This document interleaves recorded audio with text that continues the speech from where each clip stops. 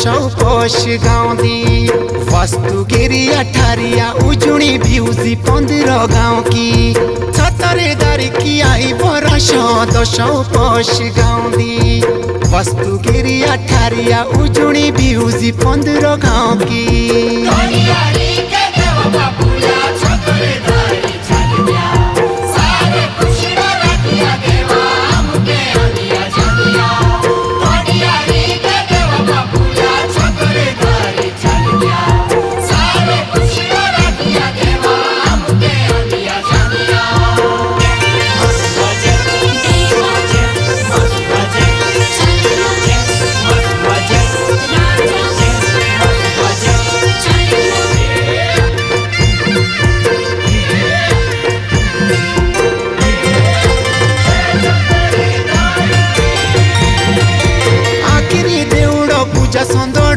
बाजी समाल्टी मंदिरे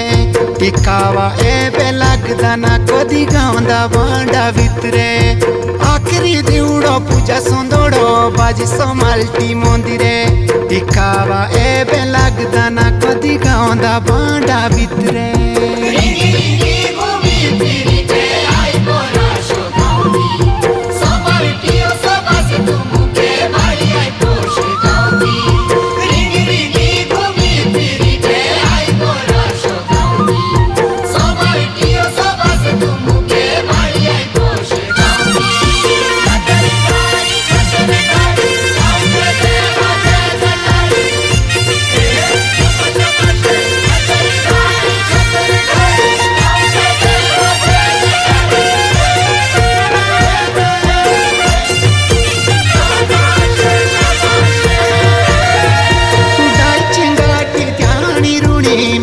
बाटी बाटे आखी दिया शुआ हाथ जोड़ी के रूणे जो भी संभालते दाई चिंगाटी ध्यानी रूणी में सके बाटी बाटे आखी दिया शुआ हाथ जोड़ी के रूणे जो भी संभालते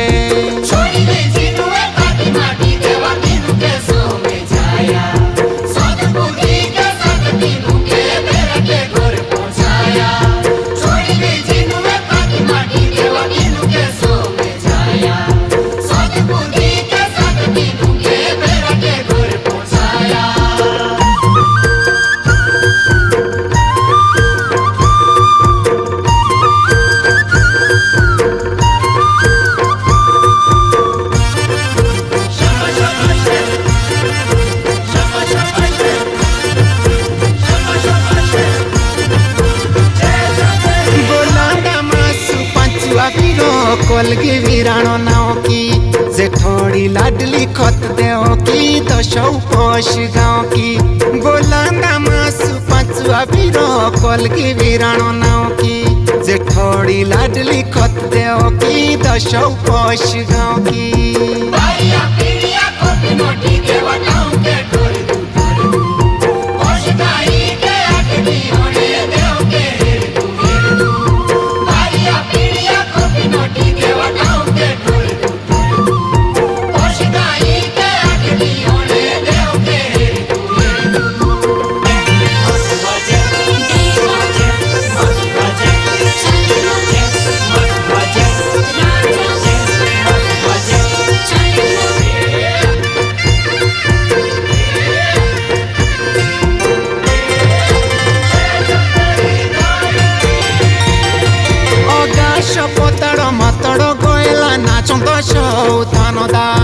देखती तमाशा मासु तीरी लोकी भगवान का अगाश पताड़ मातड़ गएला नाच दशौ थानदा देखती तमाशा मासु तीरी लोकी भगवान का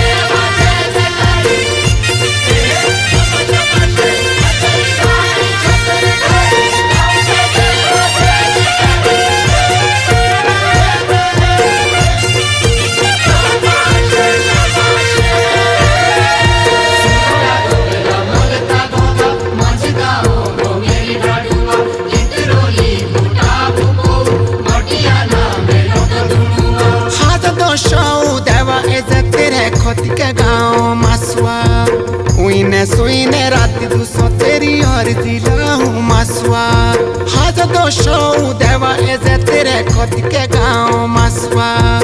उइने सुइने रात दूसो तेरी और दिलाऊ मसवा